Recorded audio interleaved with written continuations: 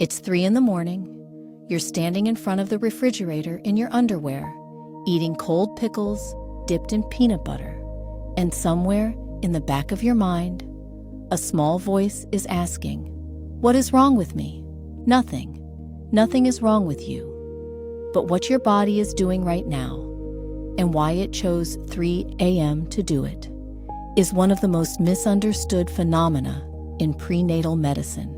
And the real science behind pregnancy cravings is far stranger than your body needs nutrients. Let's start with the most common explanation you've probably heard. You crave pickles because you need sodium. You want chocolate because you're low in magnesium.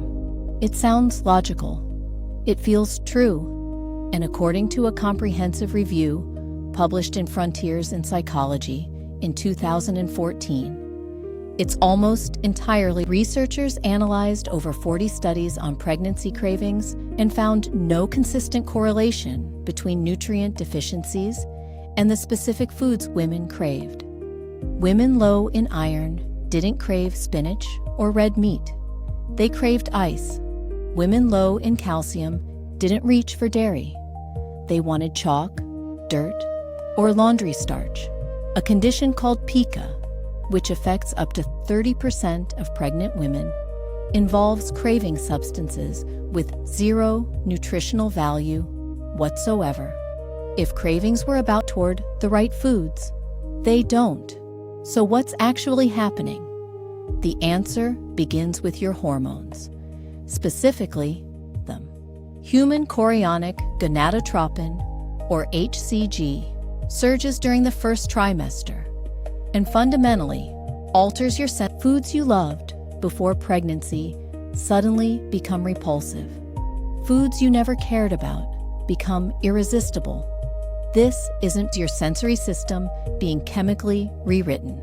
A 2021 study from the Monell Chemical Senses Center showed that pregnant women measurable changes in taste, receptor sensitivity.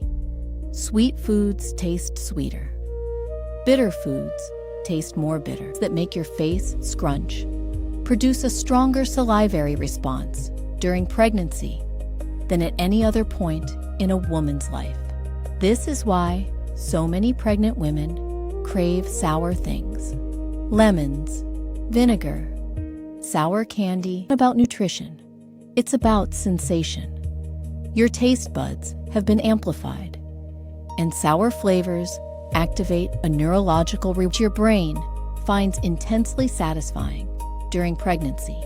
But the hormones are only half the story. The other half is happening in your brain. And this is where it gets truly fascinating. During pregnancy, your brain undergoes structural remodeling in the reward circuitry, the same dopaminergic pathways involved in addiction.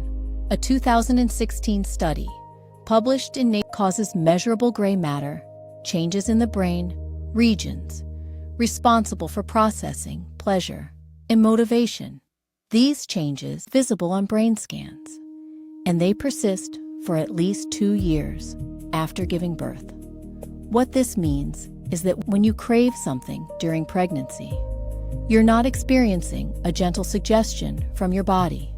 You're experiencing a reward system hijack. The craving feels urgent, specific, and all-consuming because your brain's pleasure circuits have been physically restructured, feel disproportionately important. This is why pregnancy cravings don't feel like normal hunger. Normal hunger says, a pregnancy craving says, I need that specific thing right now, or nothing else will do. The specificity, fixation on one exact food, is a hallmark of dopaminergic activation, not nutritional need. And the timing, AM, this one has a surprisingly elegant explanation. Cortisol, your body's primary stress hormone, follows a natural rhythm. It dips to its lowest point around midnight and begins rising around 3 to 4 a.m. in preparation for waking. During pregnancy, this cortisol pattern is amplified. The low point is lower, and the rise is steeper. Cortisol rise in the pre-dawn hours triggers a cascade of metabolic signals, including a drop in blood glucose. Your body interprets this as an energy emergency, and it responds by activating the strongest motivational signals it has available, which, in a pregnant brain with restructured reward circuits, means a craving so intense it wakes you up. You're not weak. You're not undisciplined. Your endocrine system literally set an alarm clock. Now, should you worry about this? Are cravings dangerous? The honest answer is almost never. A 2019 review in the American Journal of Obstetrics and Gynecology, indulging moderate cravings had no negative effect on pregnancy outcomes, birth weight, or gestational diabetes risk. The key: moderate. A bowl of ice cream at midnight won't hurt your baby. Eating an entire sleeve of cookies every night for months might affect your glucose regulation. But here's what most guides won't tell you. The most important thing about pregnancy cravings isn't what you eat. It's what the craving is telling you about your brain.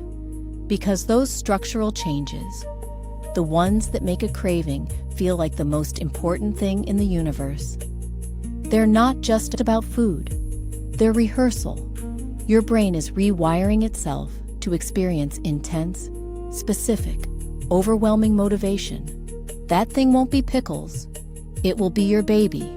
The same dopaminergic circuits that wake you up at 3 a.m. for chocolate are the circuits that will wake you up at 3 a.m. to check if your newborn is breathing. The same fixation, the same urgency, the same nothing else matters feeling. Cravings are your brain architecture of maternal devotion. You're not losing control of yourself. You're building the operating system for the most demanding job you'll ever do. So the next time you find yourself standing in the kitchen in the dark, eating something ridiculous, with no idea how you got there, remember this: your brain knows exactly what it's doing. It's training for something bigger, and every bizarre craving is another circuit being tested. And if you've ever noticed that your baby seems to kick more after you eat certain foods, especially sweet ones, the reason involves a sensory system in the womb that most parents have never heard of. That's next.